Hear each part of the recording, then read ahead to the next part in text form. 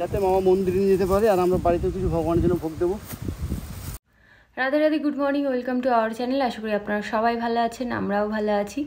আর সোনা স্কুলে যাওয়ার আগেই আমার সংসারের বাসি কাজ কমপ্লিট হয়ে গেছে। তো কালকে রাত্রিবেলা আমি বাসন মেজে রাখিনি, তারপরে ঘরটাও মুছে রাখিনি।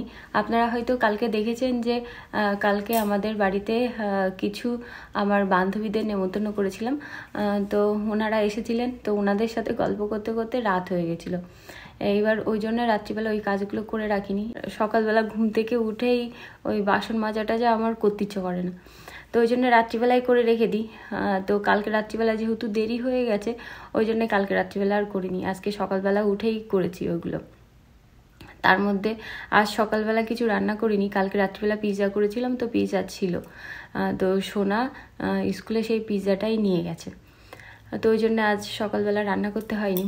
তো ওই জন্যেই মানে কি বলবো, স্নানের আগে বাসি কাজগুলো কমপ্লিট করে তারপরে স্নান করেছি। এইদিকে সোনার বাবা তার মধ্যে বাড়ি চলে এসেছিলো, বাড়ি এসে সোনার বাবা পুজো দিয়ে দিল। আর এখনও আমার মেয়ে ঘুম থেকে ওঠেনি। ভাগ্যিস আমার মেয়ে ঘুম থেকে ওঠার আগে সব কাজ কমপ্লিট করেছি, না হলে ওই এখানে ওখানে জিনিস পড়ে থাকলে না, ওর অভ্যাস ভীষণ খারাপ, এটা ওটা মুখে দেয়। তো ও ঘুম থেকে ওঠার আগেই আমার সব কিছু পরিষ্কার হয়ে গেছে। এখন নিশ্চিন্তে এখন দুপুরবেলার জন্য রান্নাবান্না করব। তার আগে আমার মেয়েকে ঘুম থেকে তুলে ওকে খাওয়াবো। তো বন্ধুরা, নতুন একটা দিন, নতুন একটা ব্লগ আপনারা দেখতে থাকুন, আশা করি আপনাদের ভালো লাগবে। গুড মর্নিং রাধে রাধে বন্ধুরা। সকাল থেকে ভিডিও করিনি, কেননা ভাবছিলাম ফার্মে আসবো কি আসবো না, কিন্তু চলে এসেছি আজকে মিসিসিপি ফার্মে। তো আপনাদেরকে দেখাচ্ছি, এর আগে যখন এসেছিলাম 2 সপ্তাহ আগে, তখন তো একটা মারাত্মক ঘটনা ঘটে যাচ্ছিলো স্নেকের জন্য। তো আজকে আমি বাচ্চাদেরকে নিয়ে আসিনি, আমি একাই এসেছি। এখানে অল্প কিছু কাজ আছে, তো গাছে কিছু ফলন হয়েছে সেগুলো দেখাচ্ছি। এই যে দেখুন আমাদের ব্লুবেরি গাছে এবার মানে মাত্রা অতিরিক্ত, জানি না মাত্রা অতিরিক্ত বলা ঠিক হবে কিনা, দেখুন ভালোই ব্লুবেরির ফলন হয়েছে আর কি। প্রত্যেকটা গাছে, বেশিরভাগ গাছেই এরকমই অবস্থা। এই গাছটা একটুখানি কম, আবার এটাও একটুখানি কম, কিন্তু এটা বাদ দিয়ে আবার এটা দেখুন। আমি তো আজকে ভেবেছিলাম কোনো ভিডিওই করবো না, কিন্তু ফলনগুলো এত ভালো। আর এগুলো ব্লুবেরি, এখানে কতগুলো আছে ভুলে গেছি, এখানে মনে হয় টোটাল 40টা মতো আছে, না এখানে আর ওখানে পিছনে দিয়ে 40টা বুঝতে পারছি না আমি। যাই হোক, আর একটা গাছ দেখাচ্ছি, পিচ। আচ্ছা, আমাদের এই গাছটা দেখুন, এটা হচ্ছে মাস্কাডাইন, এক ধরনের গ্রেপস, আঙুর, কিন্তু এর খোসাগুলো শক্ত হয়। এর চেহারাটা ভালো, মনে হচ্ছে এবার ফলন হবে। আর এই যে দেখুন এদের অবস্থা দেখুন, মাটিতে পড়ে পিচ দেখুন, ইনি সামলাতে পারছেন না গাছে। তো ভাবছি কিছু তুলে নিয়ে যাব। এই গাছটা মাত্র 2 বছর বয়স। এটা হচ্ছে আমাদের পিকিউন, মিসিসিপি, আমেরিকাতে মিসিসিপি, সেখানে দেখুন পিচ।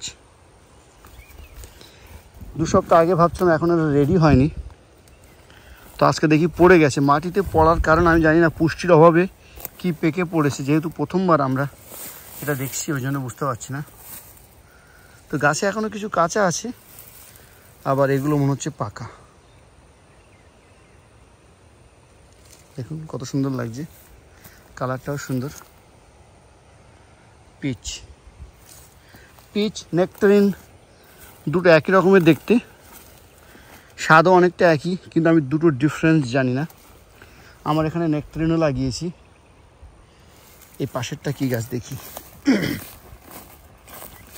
ও এটা আবার প্লাম, এটা প্লাম, PLUM, প্লাম। এটা কুলের মতো আর কি, বাংলাতে আমরা কুল বলি। এটা কি, এটাও প্লাম মনে হচ্ছে এক ধরনের, হ্যাঁ এটাও প্লাম। এখানে পিচ কোথায় আছে একটা দেখি তো, উনি দূরে, ওটা কি?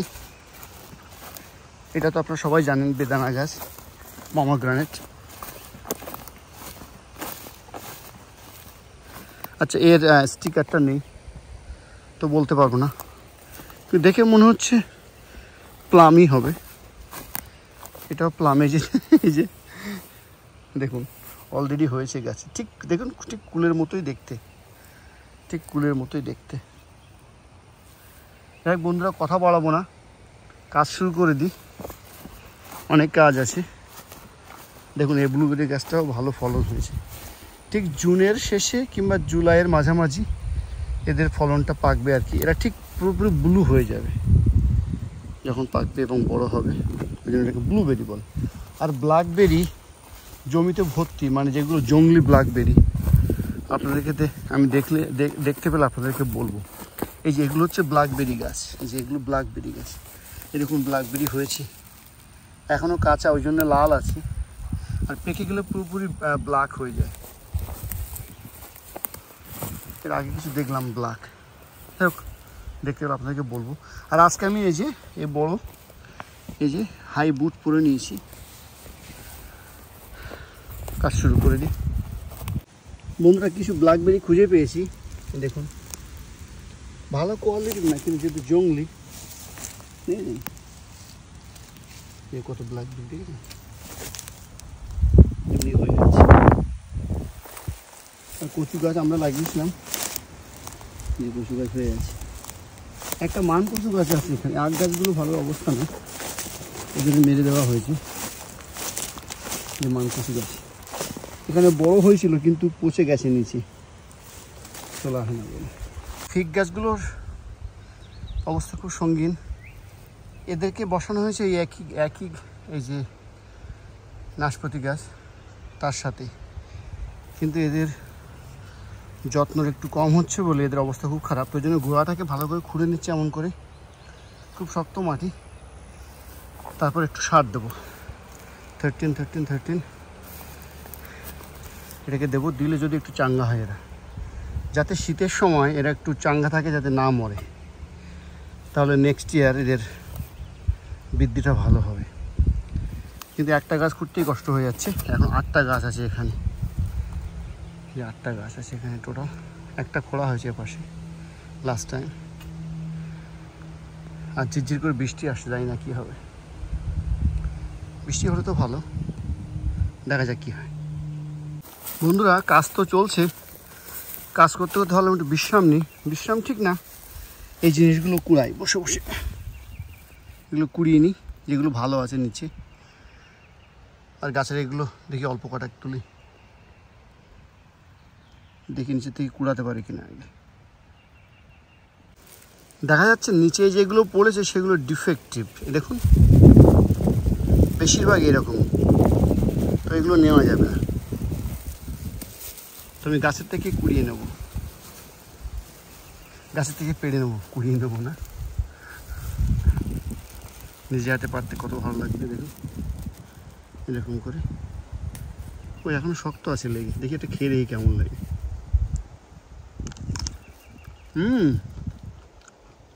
একদম পুরোপুরি রেডি।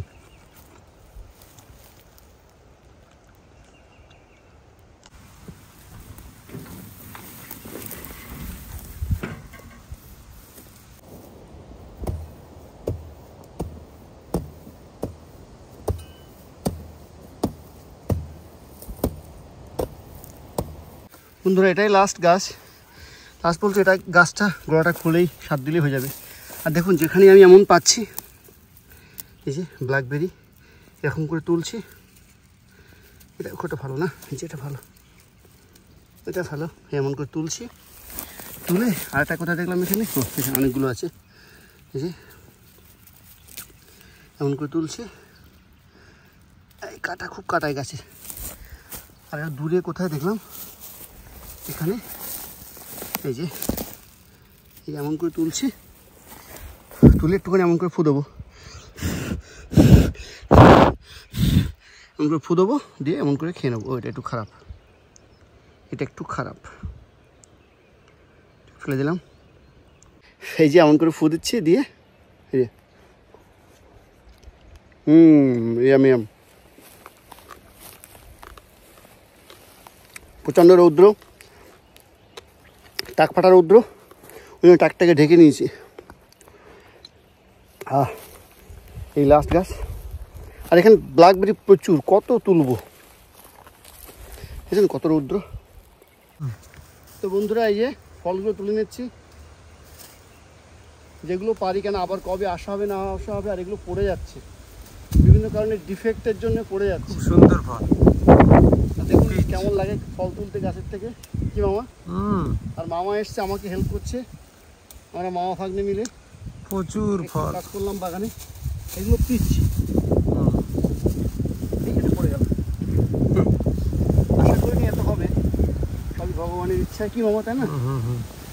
মামাকে কিছু দেবো যাতে, না না সোজা করে, হ্যাঁ মামাকে কিছু দেবো যাতে মামা মন্দিরে নিয়ে যেতে পারে, আর আমরা বাড়িতেও কিছু ভগবানের জন্য ভোগ দেবো। মামা এখানে দেখি এটা হলো, হ্যাঁ এটা কাঁচাতে তুল, এটা আরো ভালো লাগছে। কেমন লাগছে কি সুন্দর, দূরিতে মনে হয় লাল লাল টমেটো পেকে আছে। হ্যাঁ ঠিক টমেটোর মতো অনেক, ওই পড়িস না। আবার অথবা মনে হবে যেন ছোট ছোট লাল লাল পাকা আম, সিঁদুর টোকা আম পেকে আছে। সিঁদুর টোকা, হ্যাঁ এইটা আমি তখন মনে করতে পারছিলাম না, সিঁদুর টোকা আমের মতো। সিঁদুর টোকা আমের মতো সেম কালার। কেউ সিঁদুর দিয়ে টোকা দিয়েছে, হ্যাঁ সিঁদুর টোকা আম এরকমই আমাদের দেশে আছে না, কত ধরনের আম আছে বাবা। কিন্তু এর সাইজটা ছোট হয়ে গেছে, পিচ আরো বড় হয়। হ্যাঁ হবে, আরো বড় হবে যখন কমার্শিয়ালি করে, বলুন তো না, গাছটা যখন মনে বড় হবে, গ্রোথ হবে, হ্যাঁ তখন আরো সাইজে বড়। হ্যাঁ এবার আপনি এটা তুলো, আমি আপনাকে ভিডিও করি। মামা নিজে হাতে তুলছে, মামি দেখবে দেশে এবার। খুব সুন্দর, বড়গুলো মা, বড় সাইজগুলো তুলুন। সবই পেকে গেছে। আমি খেয়ে রেখেছি একটা মামা, হ্যাঁ খুব ভালো, খুব ভালো না? হ্যাঁ খুব সুন্দর, এটা খেয়ে দেখুন মামা। আমি তো ফু দিয়ে খেয়ে নিয়েছি। মামা খেয়ে টেস্ট করে মামার মতামত জানাবেন। পুরো মতন আছে। ওমাই কেমন? ভেরি নাইস, কতকটা কুলের মতো। হ্যাঁ হ্যাঁ, কেমন লাগে মা? দেশের কথা মনে পড়ে গেল, খুব ভালো। কথা মনে ছোটবেলায় কুল খেতাম না, আমার দেশের কথা মনে পড়ে গেছে। ঠিক আছে মামা, মাঠের কাজ তো হয়ে গেল, ফার্মের কাজ হয়ে গেল, মামা চলে গেল মন্দিরে। মামাকে কয়েকটা ওই ফল দিলাম, মামা নিজেই বেছে নিয়েছে মন্দিরের জন্য আর নিজের জন্য। পুলিশ আসছে,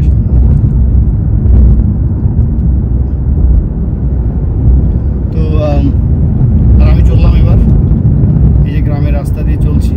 তেল বলছে ডোন্ট টাচ, তাই ওটা ভালো? ও আমি বিট ভাজা করছি, আমার মেয়ে বলছে ওটা ভালো। তো বন্ধুরা অনেকক্ষণ, হ্যাঁ ওটা ডগ, তো আমি অনেকক্ষণ পর চলে এসেছি রান্নাঘরে। আজকে আর রান্না করতে ইচ্ছা করছে না। এই যে বেবিও আছে এখানে, হ্যাঁ মামিও আছে। না এবার চুপ করো, আমি কথা বলে নি। হ্যাঁ ক্যাবেজ না, ক্যারট।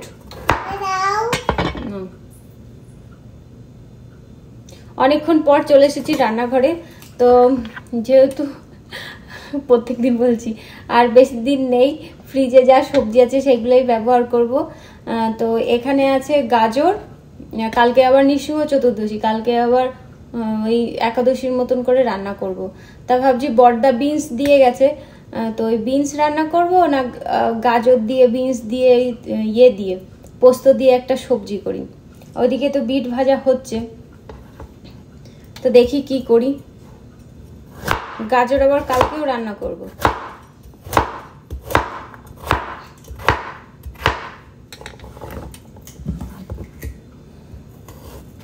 গাজর দিয়ে এই ছোট ছোট আলুগুলো আলুর দম করব বলে নিয়ে এসেছিলাম, কিন্তু করব বলে আর করা হয়নি। এই সবারই ভাবছিলাম আলুর দম আর লুচি রান্না করব, কিন্তু মাঝখানে তো আপনারা দেখলেন সবারই পেট ব্যথা করছিল। আমারই 2-3 দিন আমার পেট ব্যথা ছিল, আমার ছেলের পেট ব্যথা ছিল, তারপর সোনার বাবার পেট ব্যথা ছিল, ওই জন্য আর লুচি করা হয়নি। এই আলুগুলো শুকিয়ে যাচ্ছিল, তা ভাবছি আজকে রান্না করি। বেবিরও পেট জাম্প করছিল পেটের মধ্যে, ওর পেটের মধ্যে জাম্প করছিল, তারপরে ও তাই লেগেছে? কোথায় লেগেছে? বাইরে। ও বেবি আওয়াও করছিল, দাদা জাম্প করছিল, ওর লেগেছে আর বেবি আওয়াও করছিল। বাইরে বাইরে। ও এখানে বিনস আর আলু ভাজা করব। তো প্রথমে ভাবছিলাম বিনসের পোস্ত করব, কিন্তু কেমন লাগবে ওই জন্য বিনস আর আলু ভাজা করে নেবো। প্রথমে লবণ দিয়ে দিয়েছি আর এবার হলুদ দিয়ে দিলাম। আর এই যে আমার বিট ভাজা হয়ে গেছে। মা তুমি দুষ্টু করছো কিন্তু লবণ পড়ে যাবে কিন্তু। মা ওয়েট কি না, তোমার আর লাগবে না আমার লবণ। হ্যাঁ ওষুধ,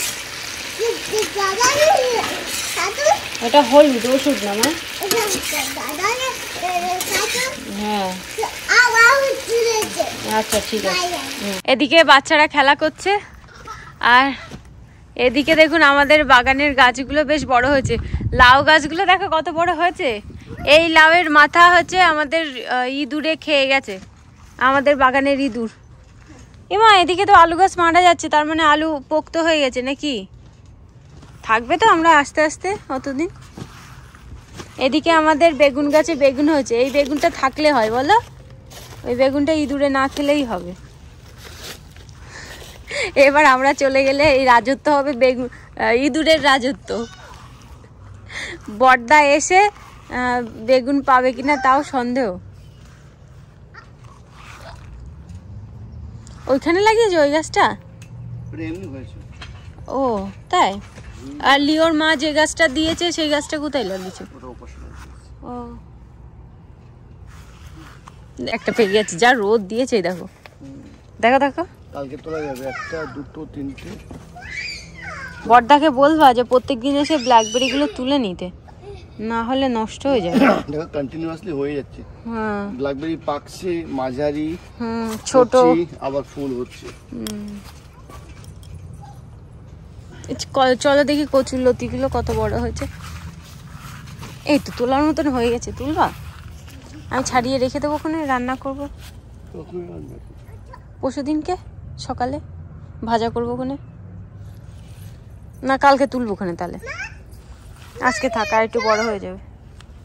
কচু একটা দুটো যা কচুরলতি আছে আলু দিয়ে ভাজা করলে এক সাজ হবে। শোনা, ওর গায়ের কাছে গিয়ে কেন জাম্প করছিস? বকা দেবো কিন্তু। হ্যাঁ বেবি জাম্প। ও ফিরে আস। তো বন্ধুরা আজ সোনার বাবার ডিউটিতে যেতে ইচ্ছা করছে না, তার কারণ হচ্ছে ইন্ডিয়াতে যাওয়ার আগে এটাই মানে শেষ দিন কাজ। কেমন লাগছে? যাচ্ছে আবার ফিরে ফিরে আসছে তোর বাবা। মানে কি মনে হচ্ছে এক্ষুনি বাড়ি গেলে ভালো হয়, সেটাই বলছি। ব্যথা কি যে ব্যথা বোঝে কি আন জনে সজনী আমি বুঝি। হাই, ডোরের পিছনে লুকাচ্ছ?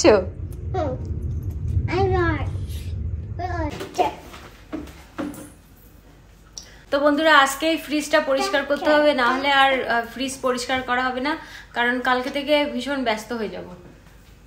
আর ফ্রিজ পুরো ফাঁকা। আর ফ্রিজের মধ্যে ডাল বেশি থাকলে ওগুলো রাখবো, চাল বেশি থাকলে ওগুলো রাখবো। আর এর মধ্যে একটুখানি জুস আছে, তো জুসটাও ফিনিশ করতে হবে। মা ওখান থেকে সরো, আঙুলে লাগবে কিন্তু, ওর মধ্যে আঙুল দিস না, বকা দেবে কিন্তু। তো বন্ধুরা আমি এখন ফ্রিজটা পরিষ্কার করে দেবো।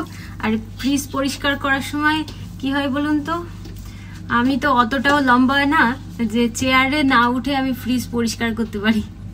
তোমার প্রথমে চেয়ারে উঠতে হয়, তারপর ফ্রিজ পরিষ্কার করতে হয়। আর ফ্রিজটা কয়েকদিন আগেই পরিষ্কার করেছিলাম, সেরকম একটা নোংরা নেই। চেয়ার ধরে টানিস না মা। মিটু কি তুমি চেয়ারের মধ্যে এসে কি করবে বলো? আমি যে কাজটা করতে যাব সেই কাজটা করবে। পরিষ্কারই আছে তবুও, যে এই কদিন বাড়ি টাড়ি থাকবো না তো একটু পরিষ্কার করে রেখে যাই।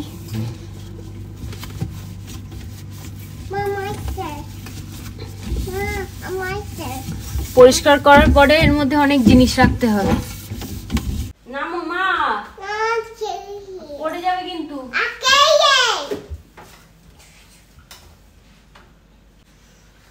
দেখতে পাচ্ছেন অবস্থাটা? আমি এদিকে কাজ করছি আর আমার পিছনে কিভাবে করছে।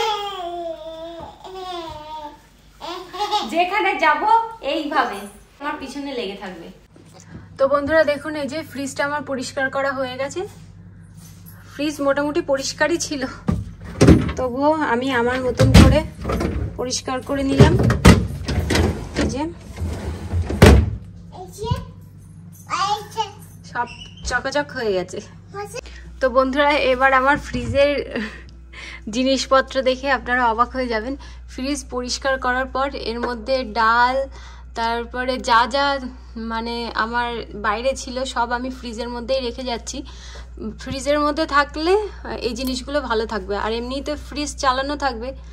থাক এর মধ্যে এই প্যাকেট ডাল, আর এর মধ্যে এই যে চাল আছে এই প্যাকেটটার মধ্যে চাল, এই যে কুসকুস, এই মশলাটা রাখলাম, জিরে টিরে আর রাখলাম না, শুধু এই ডালগুলো রাখলাম। ডাল আর এই চালে পোকা হয়, তো ফ্রিজের মধ্যে রাখলে পোকা হবে না। আর শুধু এই কয়েকটা জিনিস হচ্ছে আমাদের এই কয়দিনের রান্নার জিনিস। আর এইভাবেই ইন্ডিয়াতে রেখে যাব, তাহলে এসে এই চালটাও রেখে গেলাম, ইন্ডিয়া থেকে এসে রান্না করে খাওয়া যাবে। তো বন্ধুরা আমি এখন কি করছি বলুন তো, অনেকগুলো ফ্রিজের মধ্যে বাটার ছিল, এই যে এতটা বাটার। তো এই বাটারগুলো এখন ঘি তৈরি করব। ঘি তৈরি করে একটা কৌটোর মধ্যে রেখে যাব। এই বাটারগুলো ফ্রিজ পরিষ্কার করার সময় বাইরে বের করেছি, ওই জন্য একদম নরম হয়ে গেছে।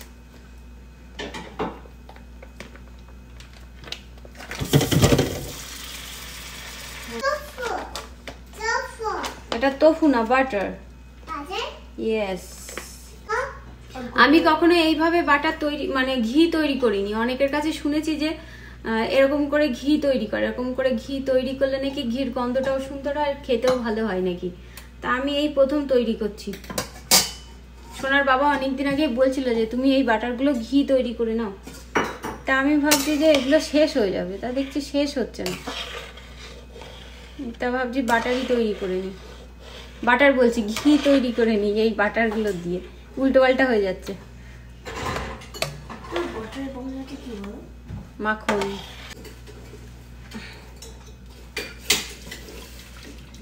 তো এই বড় কড়াইটার মধ্যে দিয়ে দিলাম, সব একসঙ্গে ঘি হয়ে যাবে। তারপরে একটা পাত্রের মধ্যে রেখে দেবো। পিপি করবে, যাও যাও যাও পিপি করে এসো, যাও। তো দেখুন কি সুন্দর কালার এসেছে, আর একদম ধিমি আছে আমি ঘি তৈরি করছি। বাটারগুলো এখনো ভালো করে গলেনি, দেখুন অনেকক্ষণ ধরে ধিমি আছে বাটার জাল দিচ্ছি। তো এরকম পর্যায়ে এসেছে বাটারের অবস্থা। তো আস্তে আস্তে ঘি হবে, আর একটু টাইম লাগবে। সাদা সাদাগুলো ছিল এগুলো একটু লালচে লালচে হয়ে গেছে, আর ঘিটা একদম পরিষ্কার হয়ে গেছে। তার মানে বুঝে নিতে হবে যে ঘি বানানো হয়ে গেছে। বন্ধুরা দেখুন ঘি এখানে কি সুন্দর পরিষ্কার বোঝা যাচ্ছে। উপরে ঘি আর ওই যে নিচে এই যে লাল লাল মতন, এটাও নাকি খাওয়া যায়, এটাও ফেলা যায় না। তো বন্ধুরা রাত্রিবেলা সব কাজ কমপ্লিট হয়ে গেছে, আমরা এখন যাচ্ছি ঘুমাতে। আর ওখানে ওই লাইটটা জ্বলে সারা রাত আমাদের সারা বাড়িতে, মাঝে মাঝে তো সারা বাড়িতে আমি লাইট জ্বালিয়ে রেখে দিই। এসিটা চালিয়ে ঘরটা ঠান্ডা করে নিয়েছি, তারপরে এসিটা বন্ধ করে দিলাম। সারা রাত এসি চালাই না, ঘর ঠান্ডা থাকে, আর একটা ফ্যান চালালেই হয়ে যায়। আপনারা সবাই জিজ্ঞাসা করছেন যে আমরা দেশে কবে যাব। তো আমাদের দেশে যেতে আর বেশি দেরি নেই, মাত্র 3 দিন দেরি আছে। যে সময়ের অপেক্ষায় ছিলাম আমরা, তো দেখতে দেখতে সেই দিনগুলো চলেই এলো, আর মাত্র 3 দিন। তো চলুন বন্ধুরা তো আজকের দিনটা এইভাবেই কাটলো। তাহলে আজকের মতো ব্লগটা এই পর্যন্তই, দেখা হবে নতুন ব্লগে। আপনারা সুস্থ থাকবেন, ভালো থাকবেন, আর ব্লগটা যদি আপনাদের ভালো লেগে থাকে লাইক শেয়ার সাবস্ক্রাইব করবেন। বাই বাই, গুড নাইট, দেখা হবে একটা নতুন ব্লগে। আর